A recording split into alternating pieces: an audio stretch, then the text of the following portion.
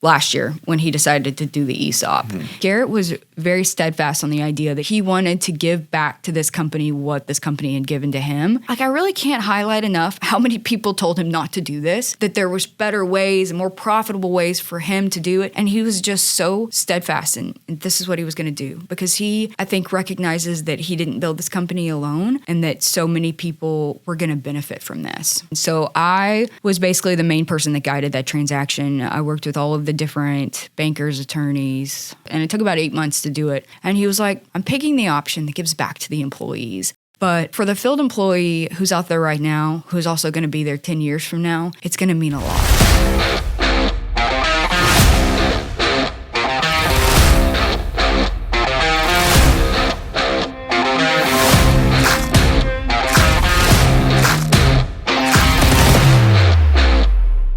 Kelly, thank you for coming on today. Too Big to Fail. I think one of the big names that, a lot of people think of whenever they hear Moss Utilities is Kelly, right? What are your thoughts, when you hear Too Big to Fail? Well, I remember when we were first starting to think about podcasts and kind of playing around with names, and this was probably 2 or 3 years ago, I guess. And I remember Too Big to Fail. Well, first off, Too Big to Fail is, I think it's an HBO movie, but it's about companies that got paid out by the government. So there's that. So when some people, when they hear Too Big to Fail, they think about that movie and they think about that. But when I hear Too Big to Fail, I think about building a company so large that you have so much responsibility around taking care of other people that it becomes too big to let it fail. And I think that was the intention when Garrett first started thinking about the Too Big to Fail podcast. And I know John Moss kind of came up with that name, but I always think that was their intention. It wasn't necessarily to say, hey, this company's too big now and, we can't fail because of that. It was really about a sense of responsibility for taking care of the people that have built this company with him. Yeah. So in essence, Too Big to Fail, right? It was like there's too many people, too many lives that depend on us, that we can't fail. We have to keep succeeding, right? In other words, right? So let's back up a little bit. You started here at Moss back in what year? 2018. So I got here in February of 2018. I always like to tell this story about how I ended up coming here. So Garrett and I worked together. We both worked at a company called Crawford Services right after college. So this is probably 2013, 2014. And so Crawford had bought the company that I worked at in Fort Worth. It was Air Right. It was this little bitty mom and pop company. And whenever Crawford bought that company was in Fort Worth, they brought a few of us that were in the Fort Worth office over to the Dallas office. And so when I moved over to the Dallas office, it was just like a true construction feel. And there was this room called the War Room. Mm-hmm. And in the War Room, Gray, my husband, worked, and Garrett worked. And there were a few other guys back there. But it was like a true construction war room. Like, there was no way I was walking in there because who knew what they were talking about. But that's how we all first met. So that's where I met my husband. I met Garrett at the same time. And Garrett ended up leaving, getting back into utilities from there, because originally he didn't want to do that, but he got back into utilities. And Gray ended up leaving and going to work for a different company, but I stayed at Crawford for, I guess I was there maybe 6 or 7 years. And eventually I just decided that I'd kind of hit my ceiling there. So I was running a department, and I was part of the executive team, but I didn't see a path to the top there. And so I just kind of started kicking around what I was going to do next. And about that time, I was following Garrett on LinkedIn.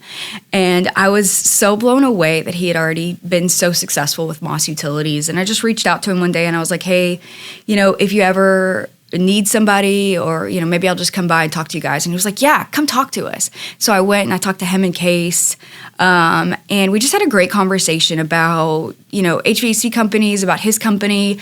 And he was like, hey, I have no idea what you're going to do here, but I want you to come. And so sounds like something he would say. Yeah. It was true Garrett fashion.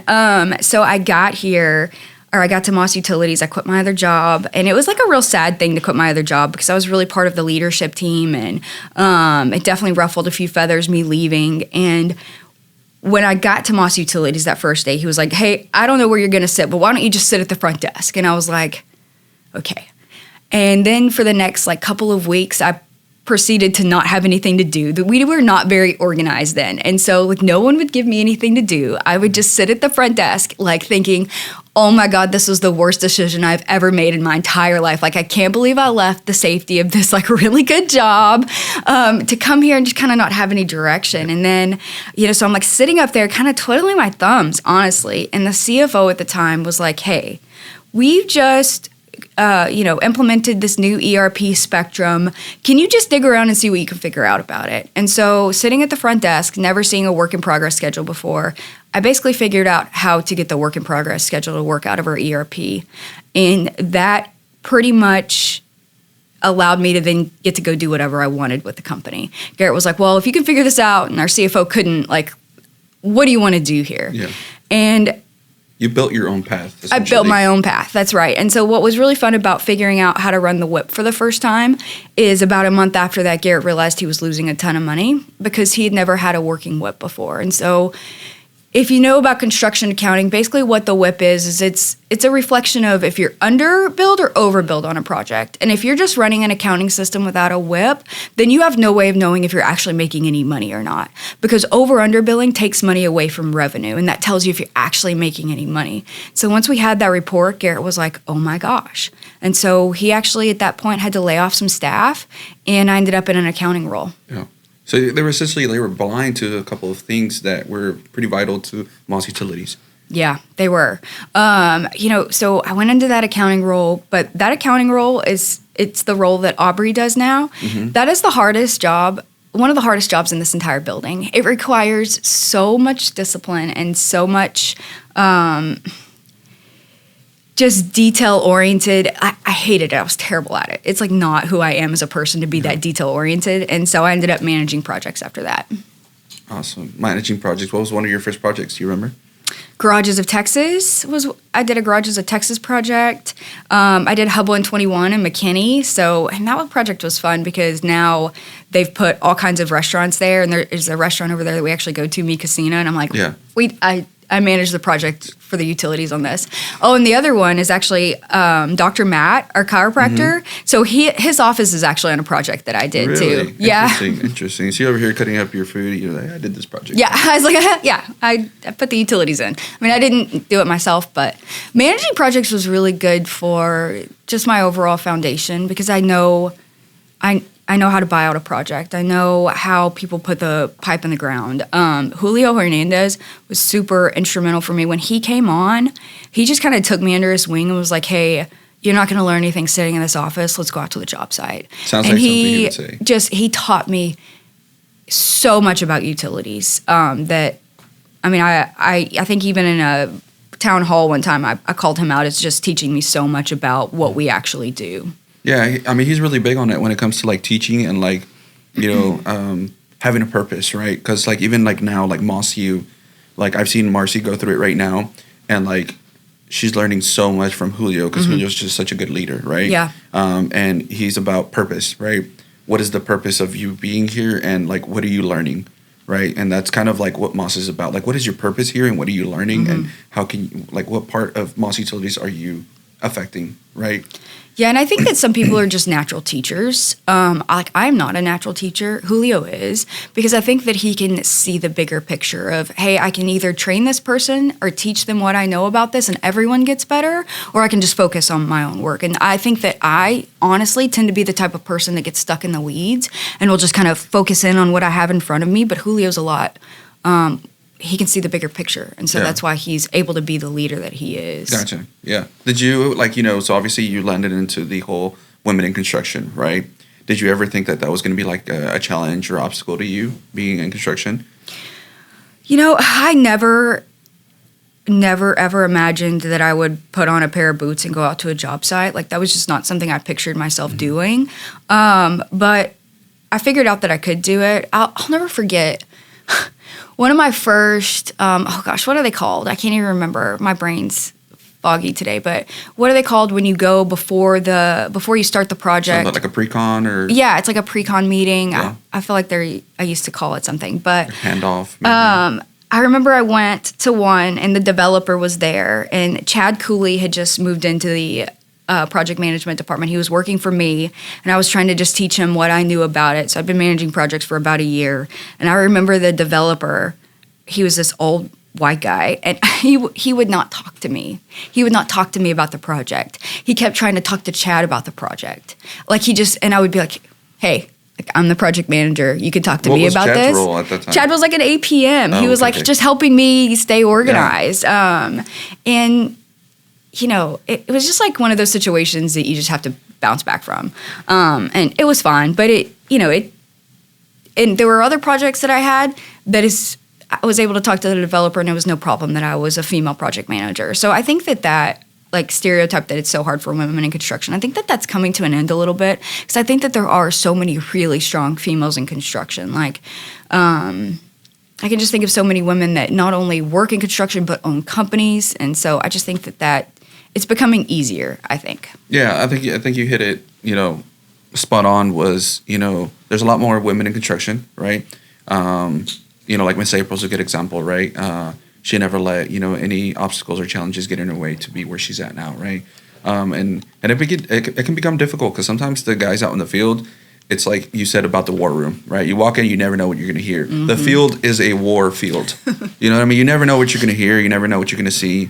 And it's just kind of like, did this really happen? Is this guy really telling me this? And Miss April's told me some stories about, some guys just, saying some things that not necessarily bad, but you wouldn't say it to another male. You know what I mean? Mm-hmm. And so there's that, and then owners, right? You remind me a lot of my sister, right? Because she owns her own business and she's very successful, and she was kind of like our leader. She's like our executive, right? At least that's the way I see her. And I think that's what a lot of people here at Moss, see you as a leader, as, a role model. But I don't think there's enough people that know, right, we're at 500 employees, right? I don't think there's enough employees out in the field that know exactly your impact to Moss Utilities and the direction that you have led it and to where we're at now, right? And so if you could give a message to a crew, right, because they're the guys that are Sean said this, they're making the sausage, right? So they're putting the pipe in the ground. What would you tell them? What would I tell them? I think that a lot of people don't really know what a CFO does. I'm no longer the CFO. I've moved into Chief Strategy Officer for the company, and I'll explain a little bit about that. But I think if I, had to explain my impact on Moss Utilities is I think that I just stayed with Garrett when a lot of people left. So let's go back to 2020, and I think a lot of people have heard this story, but it's a pretty impactful story.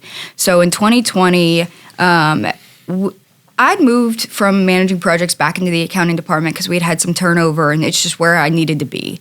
And I was working under the CFO at that time, and I remember going back into accounting and pulling Garrett and Case into my office and just crying because I didn't realize how bad of a financial situation we were in. It was to the point that nobody was willing to pay us just a regular check. Everything was a joint check, which means that everything was written to both us and Ferguson. And so basically all of the money that was coming in from projects was just going directly out to the pipe supplier. So we were in a really tight financial situation. And when I first got back in, I just cried. I remember multiple lunches where we were all sitting around saying, well, what the hell do we do now? Where do we go get a job? I mean, this is me, Garrett, Kate, this is all of us. There was a point where we didn't really see a future. And about that time, the CFO at the time, who's a good friend of ours still, he just looked at the situation and said, hey, Garrett, I'm sorry, but I think you should file bankruptcy, and I quit. And he was like, who do you want me to teach how to do the bank reconciliation? And Garrett was like, well, Kelly, of course. She's gonna be here with me. Train Kelly. And so that was 2 weeks before COVID. And so, I just kind of inherit this terrible financial situation that we have no idea how we're going to get out of. And COVID happens, and then we're like, oh my God, the world's coming to an end. This is really not going well. And we were out for 2 weeks working from home. And, we get back to the office, and then all of a sudden there was this thing called PPP. And that was basically the government's way of saying, hey, businesses, let me give you a hand. And if you're retaining employees and continuing to pay employees during this time, we are going to help you with that. And so the PPP was a way for the government to help with payroll. And so we applied for our first PPP loan and we got it. And it was just very impactful for us. It was almost $2 million, and we were able to subsidize payroll for 8 weeks. And that just gave us a foothold. Then next came the EIDL loan. And the EIDL loan gave us a little bit more of a foothold, which was another government-sponsored way of helping businesses. And, at this time, construction's just going. We're starting to get more work, and we're starting to be more profitable. And during this time, we hired an interim CFO, Rick Marino. He was the CFO here for a very short time last year. And he made it his responsibility to teach me everything he knew about what it meant to be a CFO. And so I was spending 8 hours a week with him, and then we were just trying to make good decisions in the business. And around that time, we got partnered with Texas Security Bank, who ended up just being a lifeline for us. So they came in, and before we were really bankable, and what that means is, so a lot of people start businesses. Good luck getting a bank to give you money, because most banks are going to look at your financials and they're going to say, I'm not going to touch that yet. It's too risky. Mm-hmm. And so that's kind of where we were at. Banks didn't really want to talk to us. They kind of laughed at us when we showed them our financials. It was not a good place to be. But Texas Security came in and they said, hey, I see something here. I see something in you, Garrett. Let's figure this out. And so they kind of got really creative about how they structured some debt for us. And it was life-changing. And, we made it through 2020. We made it through 2021. At the end of 2021, we were in a much better place. And I had been trying to convince Garrett to do something called Traction for a long time. It was a book that I'd seen implemented at Crawford Services, and I just thought it was going to be really impactful to the company. And so Traction, which is that book right there, is basically an entrepreneurial operating system. It's a way for people who've never run a business to understand how you run a business. And it's basically just a platform for doing that. And one of the most important things that came out of Traction in those early Traction sessions was we built a vision for the company, and we built core values for the company.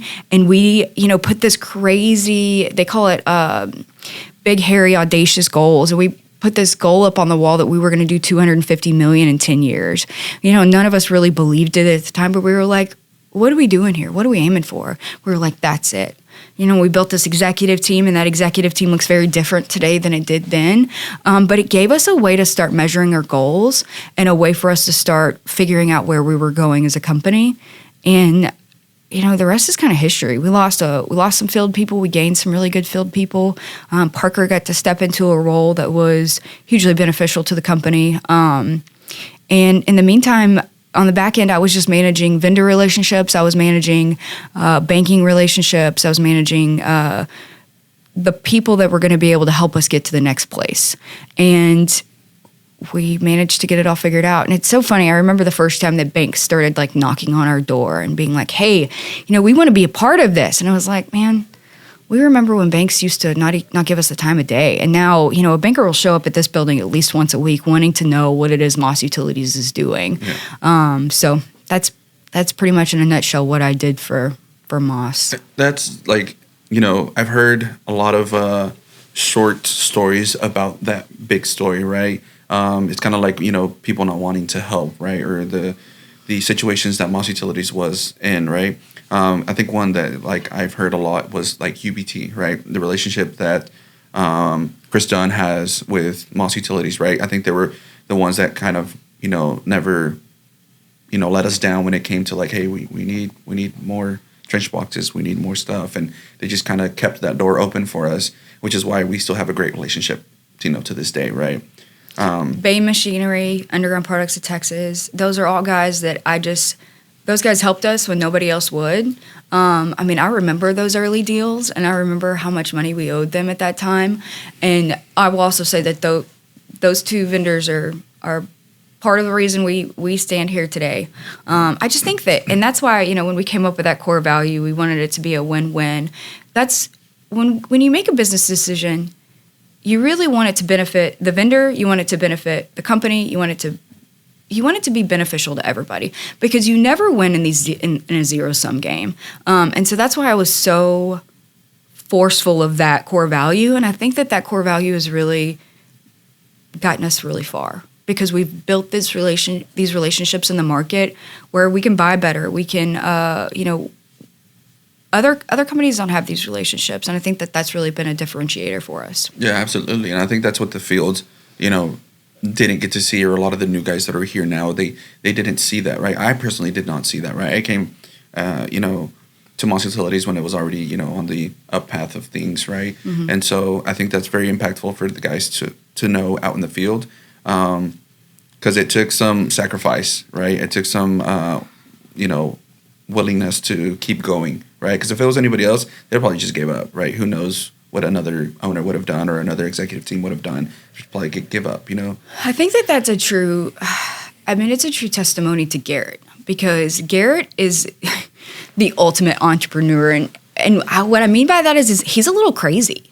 Like, he can see a glass half full when no one else in the room thinks that there's anything worth salvaging. He will have, I think if you did a strengths finder on Garrett, positivity is probably high on his strengths, because I can give him the worst news in the world and he'll find the one piece of that news that doesn't suck, and that's all he'll hear. And that is the reason that we're all still here today, because I was really just following him. Like, if he saw the path, I said, okay, I'll follow you.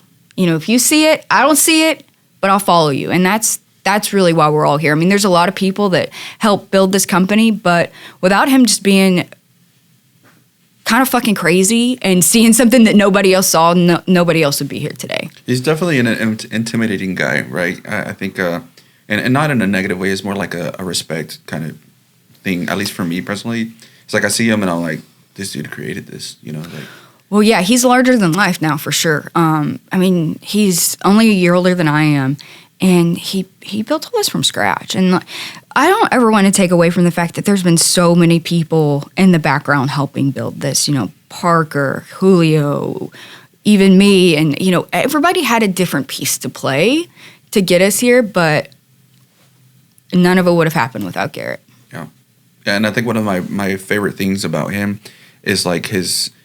How giving he is, right? Because I've been to other companies, and they'll give you a little cup here and there, and they'll buy you a sandwich here and there, but not Moss Utilities, not Garrett. Garrett's not about that. He doesn't want your Sports Authority shirt. He wants to give you a snaps. You know what I mean? And that's a big example of who he is. That's this Field Appreciation Day that we had.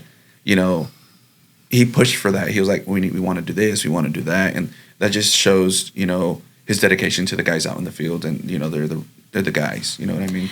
Yeah, Moss Utilities is definitely rooted in generosity. I think it was about. It's kind of like that idea of if you build it, they will come. That was really always the story of Moss Utilities. I remember even hearing GCs say this, that. Yeah, I don't think they're making any money, but they sure have nice trucks. That was when everybody had these great big jacked up trucks. And I remember when the Ally bill would come every month, and I was just like, oh my God, we cannot afford these trucks. But Garrett would spend money on things that other people wouldn't have, like marketing, a lot. There's another competitor of ours, North Texas, and I'm definitely not throwing any shade on North Texas, because it's a extremely successful business that's our biggest competitor. They're bigger than we are. They're a great company. But I couldn't pick out their logo if somebody put a gun to my head and said, pick out their logo, I couldn't do it. But I guarantee you that just about anybody else in the construction industry knows the Moss Utilities logo. And that's because it was put out there way before we had the money to put it out there. The brand is just so strong. And kind of in line with that idea, Garrett pays people really well. He paid people, he'll go and hire people well before there's a need to hire that person. And it's really, the success of Moss Utilities is really a reflection of having the right people on the bus. Garrett knew where the bus was going. He just had to get the right people on the bus. And once he did, we were kind of off. So, yeah, that's an interesting way to put it, right? It's like having the bus, but not having the right people to do it, right? And that's what we continue to do, is try to find the right people to keep growing to the 250, right? Here's what I think people do, business owners do. I think that every month they're so focused on what are they going to get out of it, that, you know, they're looking at their financials and they're saying, well, you know, I could pay this guy $100,000 and he could do the job of this guy. Now, he's not going to do as good of a job as this guy that I'm going to pay $150, but he'll do an okay job. But the problem is that guy is going to come in, he's going to do his job, he's not going to do anything else. The right person may cost more, but they are going to have such a major impact on your organization that all of a sudden you're going to look up and, you know, what used to be a major line item on the P&L, you know, job supervision, it's a drop in the bucket because those people were able to move the company forward so much. A lot more impactful than the $100,000 guy. Yeah, I mean, you know, I think people get lost in this idea that, oh, that's $50,000. That's $50,000 I could take to the bottom line. It's like, don't be so small-minded. That $50,000 might bring in $2, $3, $4 million of work, but it's kind of all in people's perception. Yeah. I think despite all those obstacles, challenges, you know, I think that's kind of like the big picture of what you're saying, and that's what, you know, I think one thing that the field can take out of this, you know, too big to fail, is like, at the end of the day, all of these, you know, challenges that Moss went through, all these obstacles, and, you know, they were able to strive, and it impacted the guys out in the field at the end of the day. You know, if it wasn't for all that stuff that you guys were going through, you know, the guys would not be, you know, what, I think we're like 50 crews deep now, 60 crews, 500 employees. Like, it's huge. Like, to think about it, like, these are, you know, what Parker says, right? There's 500 lives depending on us. Mm-hmm. Yeah. Right? That's his thing, right? Yeah, and I think that's why when Garrett, you know, started looking at an opportunity for, not necessarily an exit strategy, but just an opportunity to kind of give back, you know, he had all of these people that, you know, anybody with a whole lot of money would love to own Moss Utilities. And I think Garrett had a lot of opportunity in front of him to do what he wanted with the company last year when he decided to do the ESOP. Mm-hmm. And that was one of the things that I got to be a part of, was the ESOP transaction. So I was basically the main person that guided that transaction. I worked with all of the different bankers, attorneys. There was a lot of suits I worked with, and it took about 8 months to do it. But Garrett was very steadfast on the idea that he wanted to have employee owners. He wanted to give back to this company what this company had given to him. And, you know, I don't know how many bankers we had come in and how many smart people and that came in and just told him he was stupid. That, hey, this isn't the right choice for you. This isn't the most taxable choice for you. This isn't the right choice. You know, it would be so beneficial for you to pick a different option. And he was like, no. I'm picking the option that gives back to the employees.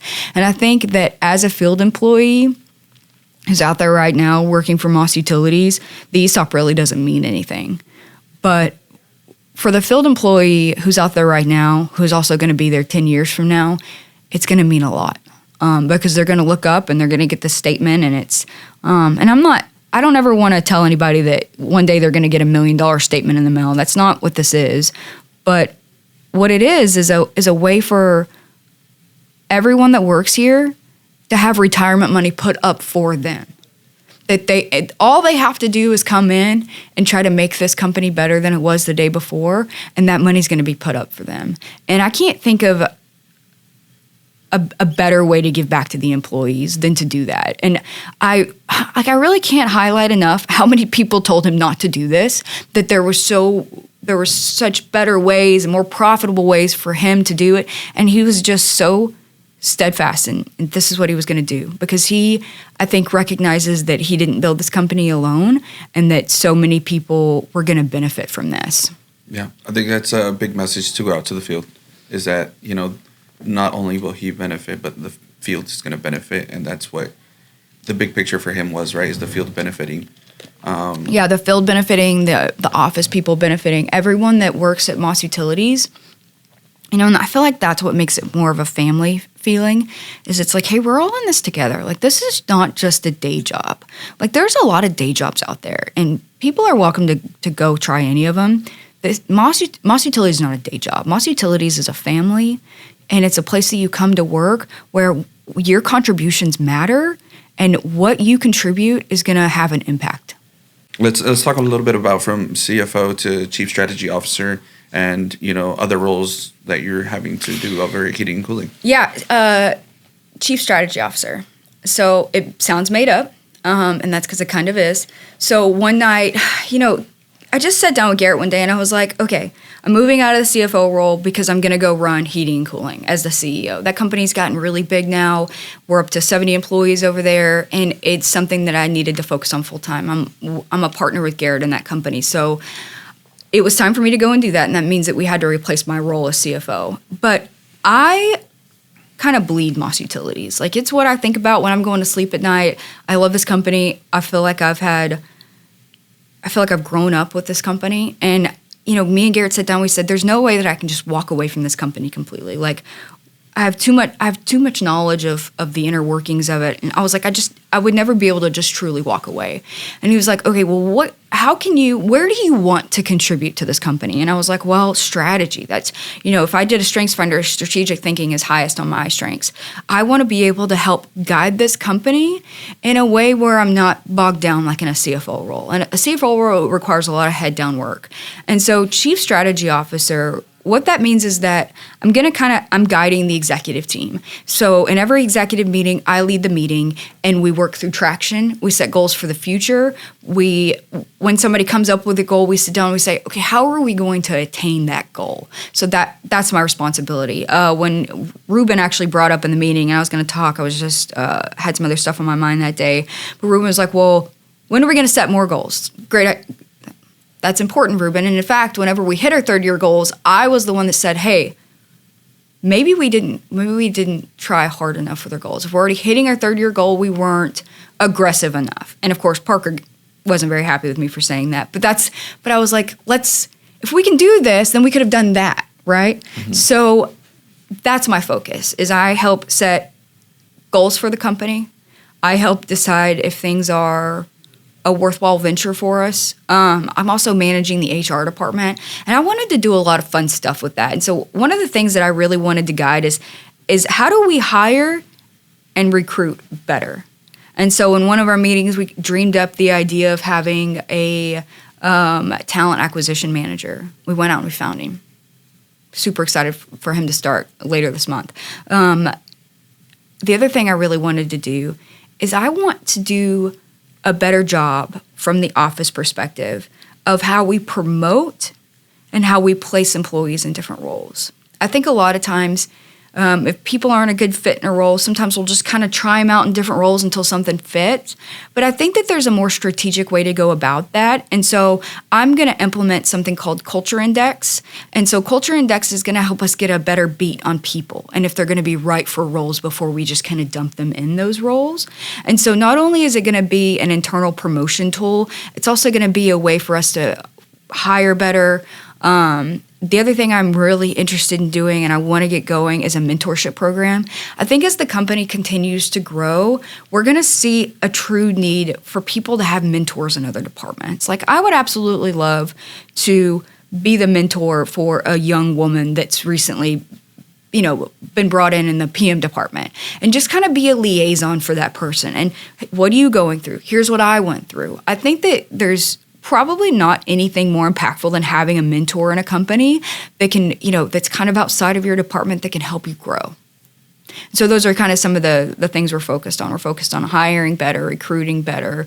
I think that it's always important to say, hey, it's great that we got to 500 employees. It's great that we got to this revenue number, but what got us to here won't get us to there. And so we always have to go back to the drawing board and figure out what's next for the company and how are we going to get there. Big strategy there, big strategy plan. So whenever you mentioned the talent acquisition manager, right? Mm-hmm. Is that something that not only in the office it's going to be impactful, but the field? 100%. It's 100% for the field. Right now we don't have a good way to kind of recruit people in the field on our own, and people would come in and they'd drop off resumes or they'd fill out applications, and those applications would just kind of get put in a drawer, and nobody was really managing this process. Yeah. And it was really just, we've always been, and I think it's because we have such a strong reputation, it was always so easy for us to get more talent and get more people coming in the door. And I think that as a whole, it's just going to be a little bit harder to do that moving forward.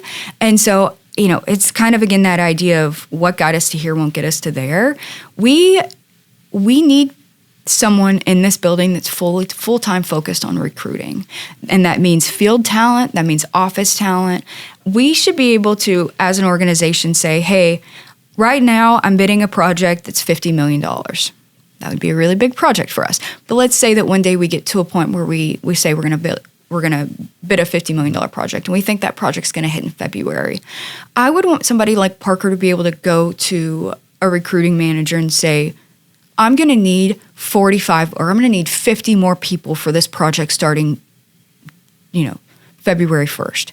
And that instead of it being Parker's job and the superintendent's job to kind of go and find that help, let them focus on what they're doing, which is running the field and running projects, and allow somebody else to be fully focused on staff. That completely makes sense. And you can even, hit it towards that $50 million project is going to need additional personnel, not just, your crew. It may need another loop truck driver. It may need another PM, another safety person. Exactly. 100%. That's why it's not just, yes, like right now, Parker could go and find whoever he needed for the field, but it's so much bigger than that, right? Because there's all these other roles that are going to be necessary for that. And we want to get to a place where at the end of the year we say, hey, next year we think we're going to do $250 million, or we're going to do X amount. It's like, what is that going to look like from a personnel standpoint? What if we had a plan from the very beginning of exactly how to get there? That's the kind of strategy that we're looking to build. Strategy. Well, thank you so much. I appreciate you coming in and, giving us your big picture on Too Big to Fail, right? I think it's necessary to be said and heard out in the field. And I think the guys are, really going to appreciate you and, your vision for Moss Utilities as you continue to be part of Moss Utilities, right? I think it means a lot, the fact that you say you bleed Moss Utilities, right? Because that's what we want the guys to do, is bleed Moss Utilities, every time they come to work.